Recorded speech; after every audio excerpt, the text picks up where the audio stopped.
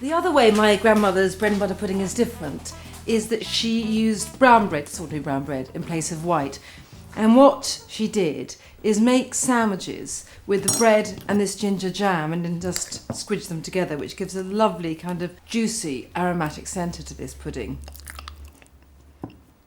I know that bread and butter pudding had a revival in the 80s and probably now considered, deeply unfashionable and boring. But what I always felt was a great pity is that it just became a kind of restaurant item.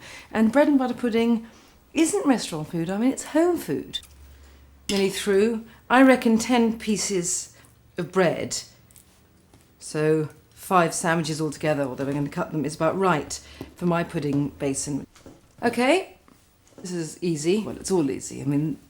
It's that sort of cooking. Just cut these sandwiches into triangles. And then just, as pudding basin's been greased with butter, just put these sandwiches in. What I do is what she did. So the first one goes in with a triangle like this, and then the next one with a triangle down this way. And what this does is that you get nice pointy bits peeking out from the custard at the end, and they get lovely browned and crispy and crunchy. Then, again, just because this is what she did, I just put one along each side. Now these are sultanas, and what I've done is I've just soaked these in rum, and I find the easiest way to do this quickly so they become really plump and sort of aromatically filled with the liquor is just putting in the microwave for a minute and just leave them to cool. Now the custard, because all bread and butter pudding is sort of bread, butter, and baked in a custard, soft set one. This is very soft set because I like to use mostly yolks, I don't like too much white. So I have 4 yolks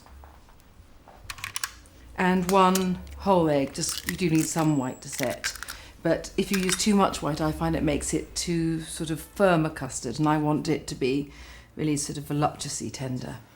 Okay, sugar. This is a lot to do with taste. I think 3 of these spoons is plenty. After all, the fruit is quite sweet and the ginger jam is sweet. It's got a heat, but it's also got sweetness. A bit of gentle whisking. And then some cream. I have to say my grandmother, who had more austere tastes and lived in a more austere age, just used milk, but I like to use about 500 mils double cream and 200 of full fat milk. Just stir and then pour this gorgeous yellow cream over the bread and let it soak for about 10 minutes because really you want it to soak in a bit before you bake it. And then all you need to do then is just dab butter over the little pointy bits that stick out and then sprinkle over some demerara sugar in a good crunch and some ground ginger for just aroma, and then put it in the oven.